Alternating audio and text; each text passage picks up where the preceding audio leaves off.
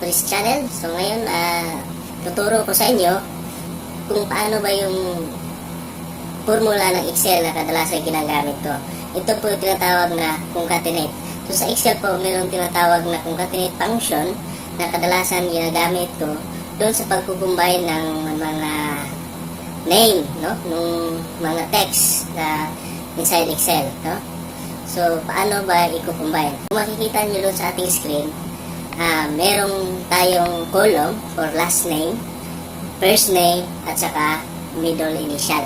So, ngayon, ang gagawin natin is pagkukumbine natin siya dito sa column na full name, no? Kukumbine natin yung pangalan. So, using concatenate, no? So, ganito po, entry tayo ng formula sa Excel. So, pag mag-entry tayo ng formula sa Excel, always po, huwag natin kalimutan, is mag-uumpisa po siya sa equal sign. Okay? So, type nyo equal sign, then type concatenate. No? Concatenate, yan. Then, click nyo yung text na unahin yung i-extract. Yan. Then, comma. Yan. Text 2. Yan. Comma. Then, middle initial. Comma. Then, close lang po natin yung no need ng comma kasi wala nang kasunod. Okay? So, close natin yung parenthesis. Okay? So, enter sa keyboard. Yan. Makikita nyo is na-combine na po siya into 1. No? Yung tatlong text, no? Tatlong cell na text, kinumbine natin into 1. Yan. So, kaya lang po, is kung makikita nyo is wala pong space siya. No? Makadikit po masyado yung text. Makadikit po masyado yung pangalan. So, hindi po siya appropriate. So, ngayon po, paano natin siya paghiwa-hiwalayin? So, kailangan dun sa last name, dagdagan natin ng comma, at saka space bago yung first name, at saka dun sa middle initial, kailangan natin ng space pagkatapos ng first name. So, ganito po siya. So, edit natin yung formula. So, double-click lang po natin. Yan, makikita natin. So, dito sa likod na dito po sa kasunod po ng last name, which is cell B2, okay? Kailangan natin magdagdag ng comma at saka space. So, una, kailangan natin mag-entry ng double quote. Yan, double quote natin. Tapos, comma, space, double quote again, then comma. So, lahat po ng text na ilalagay natin sa loob ng double quote na yun, sa loob ng double quote, so, may sama po siya doon sa text natin na pagbuuhin, no? Pag-isahin natin text. So, yan po yung paraan para magdagdag tayo ng space sa loob ng combined text, okay? So, dito po sa last, first name, so it was cell C2, no? Cell column C, row number 2, yan. So, magdagdag tayo ng space bago yung last name. So, okay. So, ganito lang po siya. Double quote again, then space, double quote, then comma, then enter. So, ayan. So, kung makikita nyo, na-extract natin ng maayos. Kaya lang, ngayon, subukan naman natin is yung ibang paraan. So, may ibang paraan po siya ganito, hindi po using concatenate, pero sa akin, kadalasan ginagamit ko is itong concatenate, guys. So, ngayon, subukan natin yung ibang paraan, baka magustuhan nyo rin, using ampersand, no? So, ganito po yung sa ampersand, so always using formula, so equal sign, then, click yung text, using and, okay, then double quote, comma, space, double quote, comma, first name, okay, comma, and pala. Instead na double quote, instead nga comma, is and to. Okay, instead na comma is and. Yan. Comma, hindi siya comma, hindi and. No? And.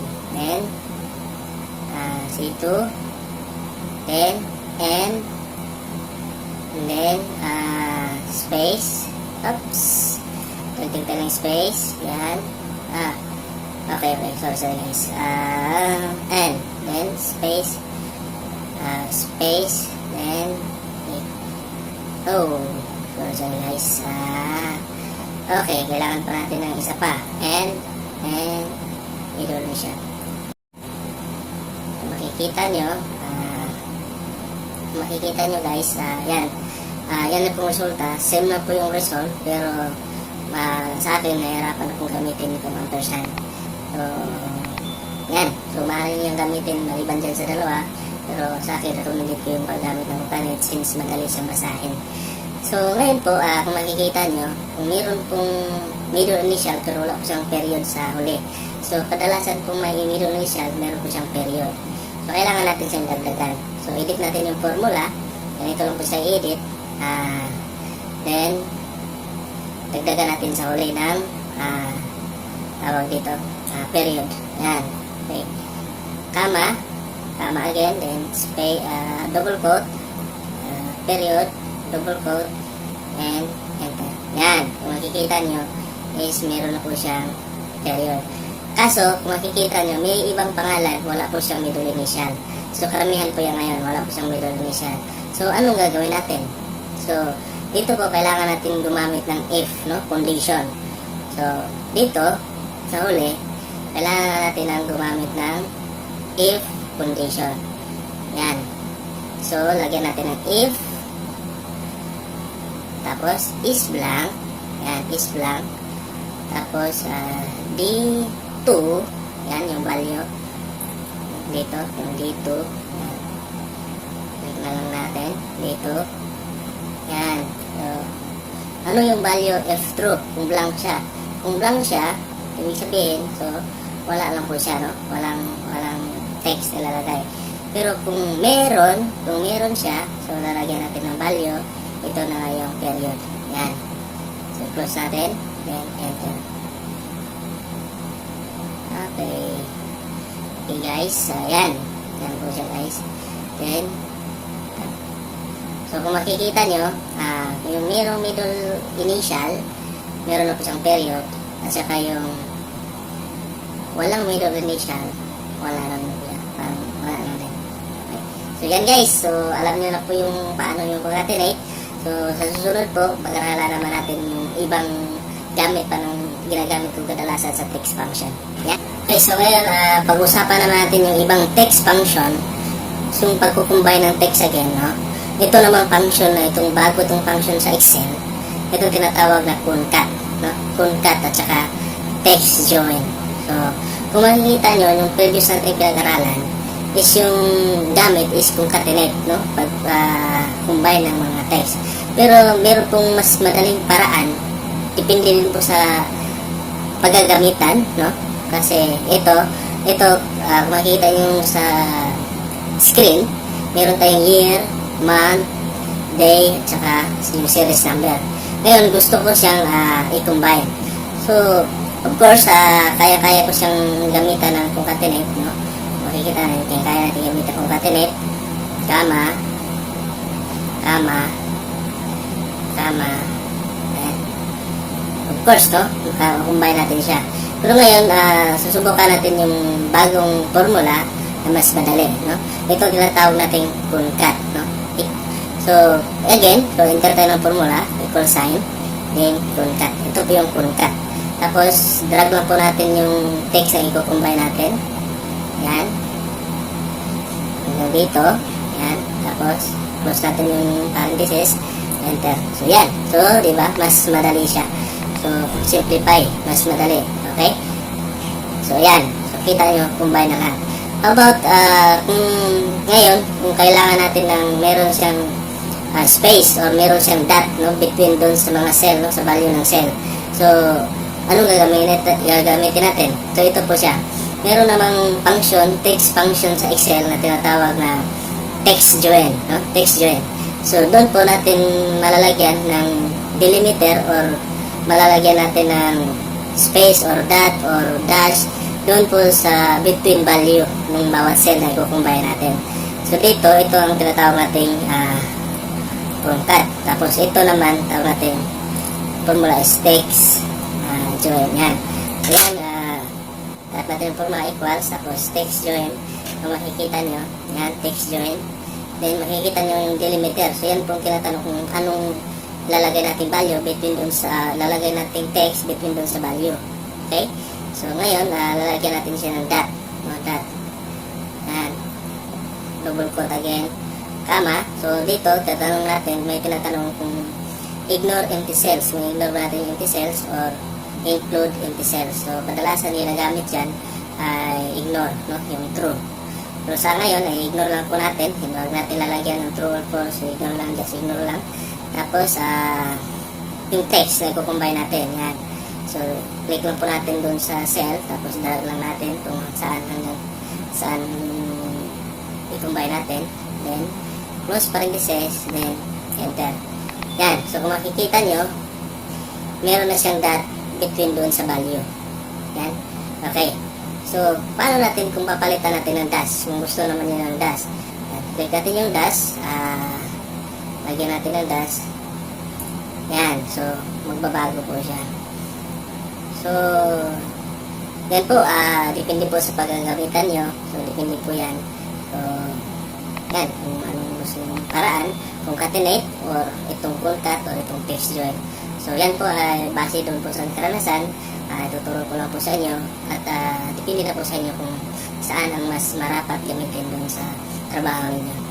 Okay, so ngayon naman is pag-usapan natin is yung text case, no? Yung capital, yung upper letter, lower case, saka proper case. So kung makikita nyo sa ating screen, meron po siyang text yung nakakombine natin sa concatenate kanina. Pero yung iba, kung makikita nyo is meron pong capital letter dun sa gitna ng pangalan. So, ngayon, meron ding small letter, tsaka meron ding capital yung unang letter, tsaka small. So, ngayon, ang gagawin natin is i-uppercase natin lahat, no? Uppercase. So, capital letter lahat. So, using the formula upper. So, sa Excel po, meron po tayong formula na upper, proper, at saka case. Yan, type nyo lang yung formula, equal sign, then upper, no? Upper, then kung ano yung text na i-convert natin into uppercase. So, close natin yung formula. Enter. So, yan. Makikita nyo is naka-uppercase na po siya. Yan. Okay. So, naka-uppercase na po siya. So, okay. So, ayan. Kung makikita nyo, meron palang dot sa dulo. So, kailangan natin alisin. Okay. So, ganito lang yan. Gawin natin, lagyan natin dito ng left. Okay. Enter, left. Comma, 1. Enter. Yan. Enter muna natin. Alisin muna natin kasi meron yung binago natin. Pinulim natin instead na middle name siya. Ginawa natin middle name. Yan. Middle name na talaga. Okay. So, yan. So, guys. Okay. Kung makikita nyo, using the formula upper. Okay. Using the formula upper. Yan. Ito muna is capital letter. Capital letter. Yan. So, lagyan natin formula upper.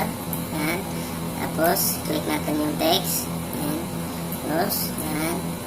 Kung makikita nyo is upper case na lahat. Yan. Okay. So then, kasunod is yung lower case naman. So, yung upper case, lower case natin. So, ito naman is lower case. Okay. Lower case. Yan. Okay. Then, yan. Equal sign. Then, lower. Yan. Then, text. Okay. Enter. So, yan. Kikita nyo. Is lahat po is, lower case na siya. Okay? So, di ba, madali lang. So, ngayon, gagawin naman natin is yung proper case. Kung, halimbawa, lalagay natin is ang capital letter lang is yung unang letter doon sa pangalan. Okay? So, dito naman is proper case to. Tawag. Proper case. Yan. So, equal sign. Then, proper. Yan. Then, click natin. Close.